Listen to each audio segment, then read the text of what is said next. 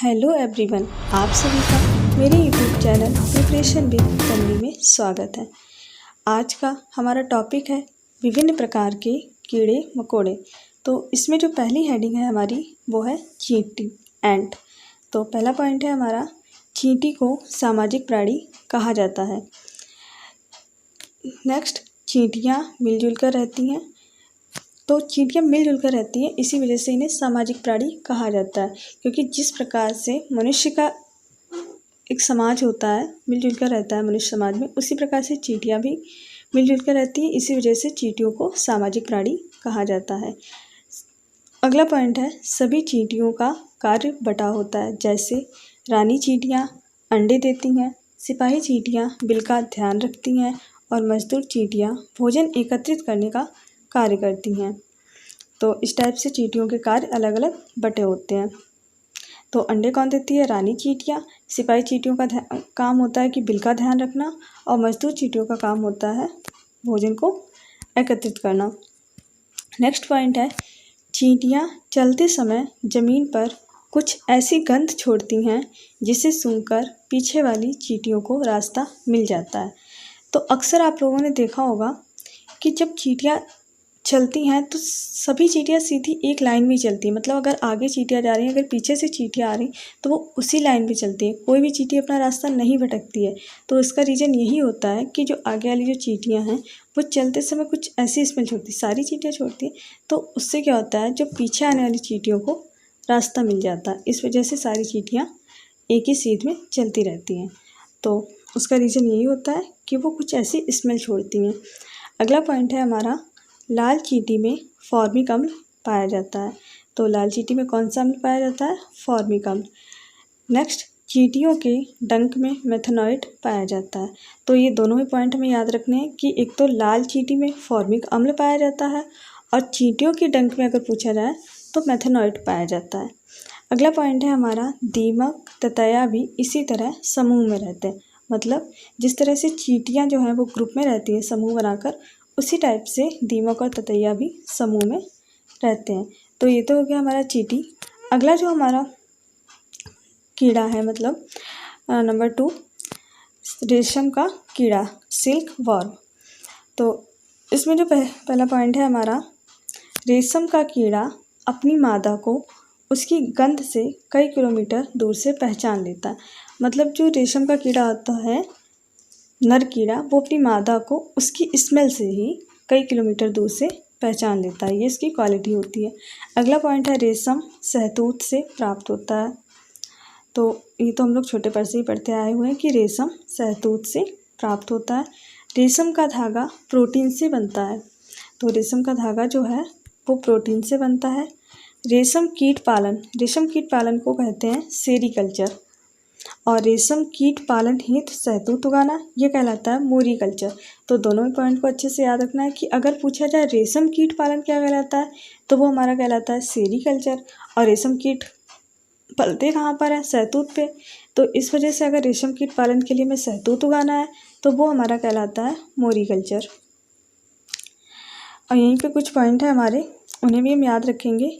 जैसे कुछ नर कीड़े मकोड़े अपनी मादा कीड़े की गंध से उसकी पहचान कर लेते हैं। जैसे अभी हमने पढ़ा था जस्ट कि रेशम का जो कीड़ा होता है वो अपनी मादा कीड़े की गंध से उसकी पहचान कर लेते हैं। तो इसी टाइप से कुछ नर कीड़े मकोड़े और भी होते हैं जो कि अपने मादा कीड़े की पहचान उसकी गंध से कर लेते हैं। अगला पॉइंट है, मच्छर इंसान की शरीर की गंध से उसे पहचान लेता है। तो जो मच्छर होता है वो इंसान को कैसे ढूंढ लेता है? उसके शरीर की स्मेल से। अब वो और कैसे ढूंढता है? ये उनके पैरों के तलवे और शरीर की गर्मी से भी उन्हें ढूंढ लेते हैं। तो ये मच्छर की क्वालिटी होती है कि मच्छर जो है वो इंसान को उसके शरीर की स्मेल से ढूंढ लेता है, उनके पैरों के तलवे और शरीर की गर्मी से भी उन्हें ढूंढ लेता है। अगला जो हमारा हेडिंग है वो है मधुमक्खी, हनी बी। तो इसमें जो पहला पॉइंट है हमारा, हर छत्ते में एक रानी मधुमक्खी होती है जो अंडे देती है। जैसे चींटी में होता है रानी चींटियाँ होती हैं वो अंडे देती है, सेम उसी तरीके से हर छत्ते में एक रानी मधुमक्खी होती है जो अंडे देती है।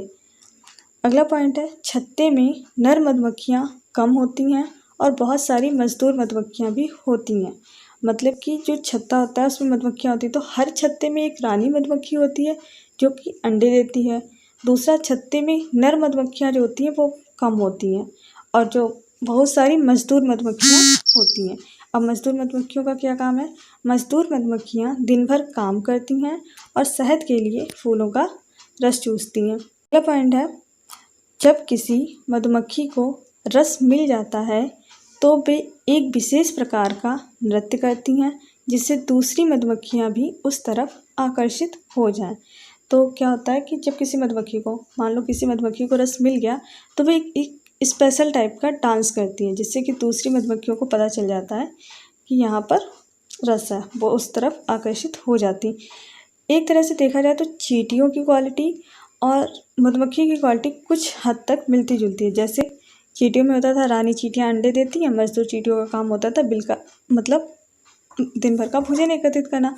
सेम उसी टाइप से मधुमक्खी में है कि रानी मधुमक्खी जो होती है वो अंडा देती है, और जो नर मधुमक्खियाँ होती हैं वो बहुत कम होती हैं, और बहुत सारी मजदूर मधुमक्खियाँ होती हैं तो उनका भी काम वही होता है, दिन भर काम करती हैं और फूलों के लिए रस चूसती हैं। जैसे चींटियाँ जो थी कि चलते समय गंध छोड़ती है जिससे पीछे वाली चींटियों को रास्ता मिल जाए, सेम उसी तरीके से मधुमक्खी को जब रस मिल जाता है तो वो एक विशेष प्रकार का नृत्य करती है जिससे कि दूसरी मधुमक्खियाँ भी उस तरफ आकर्षित हो जाएं। तो इन दोनों में ऐसे कंपेयर करके देखें तो काफ़ी हद तक दोनों की क्वालिटीज़ कुछ मैच होती हैं। अगला पॉइंट है हमारा मधुमक्खी से रिलेटेड, क्योंकि अभी हम मधुमक्खी पढ़ रहे थे।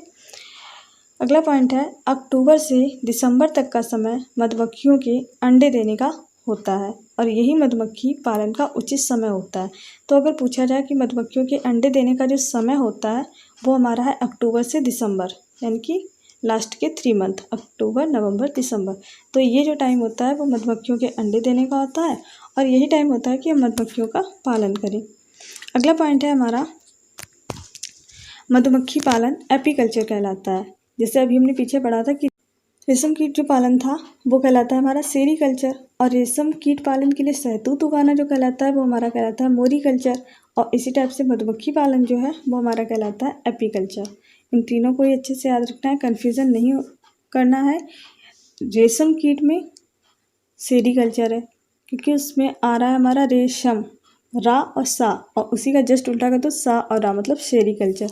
तो रेशम वाले में है सेरीकल्चर और मधुमक्खी पालन में है एपीकल्चर। अगला पॉइंट है हमारा, लीची के पेड़ मधुमक्खियों को आकर्षित करते हैं। तो मधुमक्खियाँ जो सबसे ज़्यादा आकर्षित होती हैं वो होती हैं लीची के पेड़ की तरफ। तो लीची के पेड़ मधुमक्खियों को आकर्षित करते हैं। अगला पॉइंट है, लीची के फूल फरवरी में खिलते हैं। तो लीची के फूल कब खिलते हैं? फरवरी में। बिहार के मुजफ्फरपुर ज़िले में लीची के पेड़ बहुत मात्रा में पाए जाते हैं। तो अगर पूछा जाए कि लीची के पेड़ सबसे ज़्यादा कहाँ पाए जाते हैं, तो अगर स्टेट पूछा जाएगा तो बिहार है, और बिहार में किस जगह पे? तो मुजफ्फरपुर ज़िले में। अगला पॉइंट है, मुजफ्फरपुर के लोग मधुमक्खियों को पालकर शहद एकत्रित करते हैं और शहद को बेचकर आमदनी प्राप्त करते हैं। एक बक्से में 12 किलोग्राम शहद इकट्ठा होता है। ये एक मेज़रमेंट है कि एक बक्से में 12 किलो शहद जो है वो इकट्ठा हो जाता है। तो ये हमारे पॉइंट्स थे मधुमक्खी से रिलेटेड। अगला जो हमारा कीड़ा है नंबर 4, केंचुआ, अर्थवर्म। पहला पॉइंट है इसमें, केंचुए किसान के मित्र होते हैं क्योंकि ये ज़मीन को भुरभुरा और उपजाऊ कर देते हैं। तो केंचुओं को किसान का मित्र कहा जाता है, ये हम सभी लोग जानते हैं, लेकिन क्यों कहा जाता है? इसका रीज़न ये है क्योंकि ये ज़मीन को भुरभुरा और उपजाऊ कर देते हैं, तो इस वजह से इन्हें किसान का मित्र कहा जाता है। लेकिन इन्हें किसान का मित्र कहा किसने? तो नेक्स्ट पॉइंट में दिया हुआ है कि केंचुओं को किसानों के मित्र की संज्ञा अरस्तू ने दी थी। मतलब कि किसानों का मित्र तो कहा जाता है, लेकिन किसने कहा था? तो वो कहा था अरस्तू ने। तो ये हो गया हमारा केंचुआ के बारे में। अगला जो हमारा कीड़ा है नंबर 5, हेडिंग है चूहा, रैट। तो पहला पॉइंट है इसमें, चूहों में देखने की क्षमता कम होती है, मतलब चूहों को दिखाई कम देता है, लेकिन इनमें सूंघने, छूने और स्वाद वाली क्षमता बहुत तीव्र होती है। मतलब इनको दिखता तो कम है, बट इनकी जो सूंघने की क्षमता है, छूने की क्षमता है और जो स्वाद वाली क्षमता है वो बहुत तीव्र होती है। अगली हेडिंग है हमारी नंबर 6, गिलहरी, स्क्वायरल। पहला पॉइंट है इसमें, गिलहरी के दांत हमेशा बढ़ते रहते हैं, इसीलिए वह हमेशा कुछ ना कुछ कुतरती रहती है। तो गिलहरी के दांत क्या होते हैं? हमेशा, परमानेंट, मतलब हमेशा बढ़ते रहते हैं, इसीलिए वो कुछ ना कुछ कुतरती रहती है। ऐसा क्यों करती है? क्योंकि दांतों के काटने व कुतरने से इनके दांत घिस जाते हैं। अब क्या होता है, गिलहरी के जो दांत हैं वो हमेशा बढ़ते रहते हैं, तो वो कुछ ना कुछ कुतरती रहती है, और कुतरने से क्या होता है कि इनके दांत जो है वो घिस जाते हैं, क्योंकि अगर वो ना नहीं कुतरेंगी तो उनके दांत इस बढ़ते ही रहेंगे, बढ़ते बढ़ते बहुत बड़े हो जाएंगे। तो इस वजह से ये हमेशा कुछ ना कुछ कुतरती रहती हैं, यही रीज़न होता है इनका। अगर पूछा जाए कि गिलहरी हमेशा कुछ ना कुछ कुतरती रहती है, ऐसा क्यों? क्योंकि उनके दांत जो हैं वो हमेशा बढ़ते रहते हैं, तो इस वजह से वो कुछ ना कुछ कुतरती रहती हैं। अगली हेडिंग है हमारी सांप, स्नैक। तो पहला पॉइंट है इसमें हमारा, सांप के दांत नुकीले होते हैं परंतु यह चबाते नहीं, निगल जाते हैं। मतलब इनके दांत नुकीले होते हैं बट ये चबाते नहीं हैं, सीधे निगल जाते हैं। अगला पॉइंट है किंग कोबरा, सांप का नाम है किंग कोबरा। ये जो है भारत और साउथ एशिया के जंगलों में पाया जाने वाला एकमात्र ऐसा सांप है जो घोंसला बनाता है, जबकि बाकी सांप बिलों में रहते हैं। मतलब अगर पूछा जाए कि ऐसा सांप जो घोंसला बनाता है तो वो होता है हमारा किंग कोबरा, जो कि कहाँ पाया जाता है? भारत और साउथ एशिया के जंगलों में। क्योंकि सांप तो बिल में रहते हैं, लेकिन एक ऐसा सांप जो कि घोंसला बनाता है तो वो है हमारा किंग कोबरा। किंग कोबरा की लंबाई लगभग 13 फुट तक होती है। मतलब नॉर्मली जो किंग कोबरा की लंबाई है वो 13 फुट तक होती है, लेकिन सबसे बड़ा किंग कोबरा लगभग 19 फुट का पाया जाता है। तो एक एवरेज जो है वो 13 फुट तक होता है, लेकिन अगर सबसे बड़ा किंग कोबरा जो अब तक पाया गया है तो वो लगभग 19 फुट का पाया जाता है। अगला पॉइंट है हमारा, सबसे बड़ा सांप अजगर होता है। अजगर एकमात्र ऐसा सांप होता है जिसमें जहर नहीं होता। अजगर एक दिन में 18 घंटे सोता है। तो अभी हमने पढ़ा था किंग कोबरा के बारे में। किंग कोबरा की क्वालिटी क्या है कि वो घोंसला बनाता है, जबकि बाकी सांप बिल में रहते हैं। और जो किंग कोबरा की एवरेज मतलब औसतन लंबाई पूछी जाए तो 13 फुट तक है, लेकिन सबसे बड़ा जो किंग कोबरा है वो 19 फुट तक का पाया जाता है। तो ये तो किंग कोबरा हो गया, लेकिन अगर पूछा जाए सबसे बड़ा सांप कौन सा होता है तो वो होता है हमारा अजगर। अजगर एकमात्र ऐसा सांप है जिसमें जहर नहीं होता। अजगर में जहर नहीं होता, लेकिन वो सीधे निगल जाता है। अजगर एक दिन में 18 घंटे सोता है, मतलब 24 घंटे होते हैं पूरे दिन में, तो 18 घंटे सोता है। तो ये हो गई हमारी अजगर की क्वालिटी कि सबसे बड़ा सांप कौन सा है तो अजगर है। एकमात्र ऐसा सांप जिसमें जहर नहीं होता तो अजगर है, और अजगर एक दिन में 18 घंटे सोता है। अगली हमारी इसी में एक हेडिंग है नाग गुम्फन। नाग गुम्फन क्या है? तो नाग गुम्फन क्या होता है? ऐसी डिज़ाइन, रंगोली या कढ़ाई जो कि दीवारों को सजाने के लिए सौराष्ट्र, गुजरात और दक्षिण भारत में प्रयोग किए जाते हैं। तो नाग गुम्फन क्या है? एक डिज़ाइन है, डिज़ाइन बोल सकते हैं, या रंगोली या कढ़ाई है जो कि दीवारों को सजाने के लिए बनाई जाती है। अब कहाँ बनाई जाती है? तो सौराष्ट्र जो कि गुजरात में है और दक्षिण भारत में बनाई जाती है। तो इसका नाम क्या है? नाग गुम्फन। अगली हेडिंग है हमारी, अगला पॉइंट है हमारा, सपेरों को कालबेलिया भी कहते हैं। तो जो सपेरे होते हैं उन्हें हम कालबेलिया भी कहा जाता है। अगला पॉइंट है कालबेलिया नृत्य, जो कि राजस्थान में प्रचलित है, में सांप जैसी मुद्राएं होती हैं।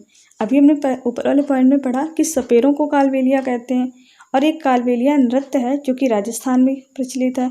उसमें क्या होता है? सांप जैसी मुद्राएं होती हैं, क्योंकि सपेरों को कालबेलिया बोलते हैं और नृत्य का नाम भी कालबेलिया है, तो जाहिर सी बात है कि सांप से रिलेटेड होगा।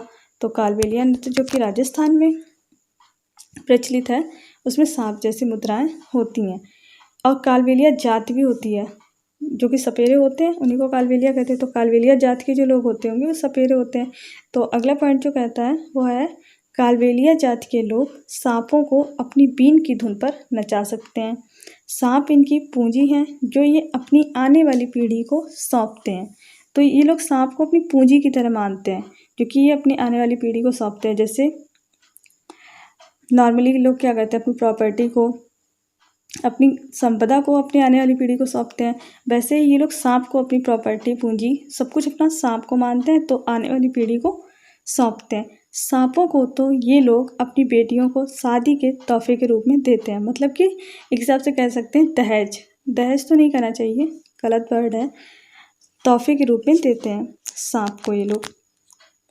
मतलब इनके लिए सांप जो है वो एक हिसाब से सब कुछ है। अपनी आने वाली पीढ़ी को भी सौंपते हैं जिस पूंजी के रूप में, और अपनी बेटियों को शादी के तोहफे के रूप में भी देते हैं। अगला पॉइंट है हमारा बीन पार्टी के बाजे। मतलब जो बीन, सपेरों के पास जो बीन होती है, बाजे होते हैं। तो पहले इस पे जो दिए हैं हमारे 4 तरीके के दिए हैं। पहला है बीन, दूसरा है तुम्बा, अगला है खंजरी और ढोल। ये 4 तरीके के होते हैं, जिसमें से बीन, तुम्बा और खंजरी ये तीनों जो है वो सूखी लौकी से बने होते हैं। तो ये 3 जो है वो हमारी सूखी लौकी से बने होते हैं। अगला पॉइंट है हमारा सांप के बारे में। सांप के बाहरी कान नहीं होते, वह ज़मीन पर हुए कंपन को महसूस कर सकता है। मतलब जो सांप के वो बाहरी कान नहीं होते हैं, वो सिर्फ ज़मीन पर जब वो चलता है तो उसके कंपन को महसूस कर सकता है।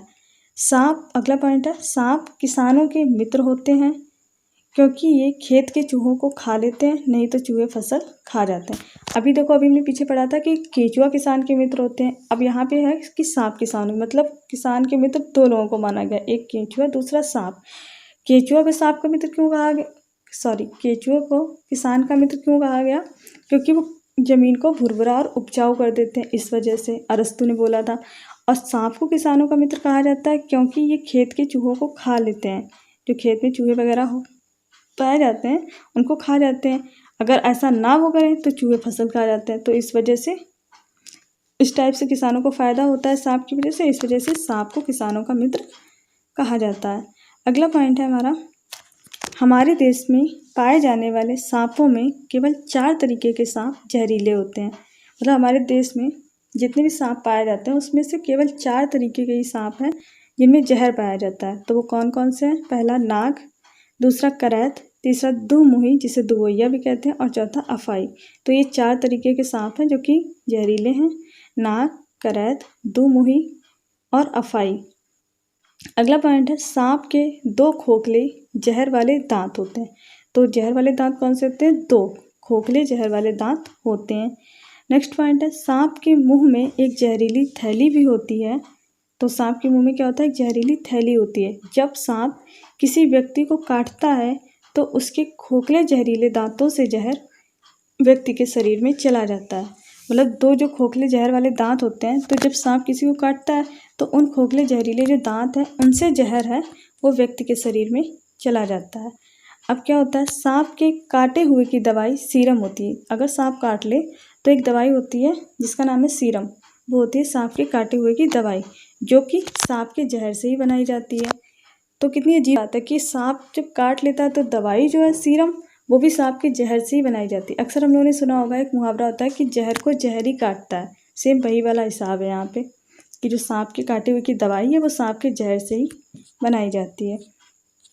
तो ये हमारे हो गए ये सांप से रिलेटेड पॉइंट। तो ये हमारे कुछ कीड़े मकोड़े थे जो कि हमारे EVS के सिलेबस में दिए हुए थे, जो कि हमने इस वीडियो में कवर किए हुए हैं। तो इस वीडियो में तो हमने इस टॉपिक से, मतलब कीड़े मकोड़े टॉपिक से रिलेटेड डिटेल थ्योरी को पढ़ा है।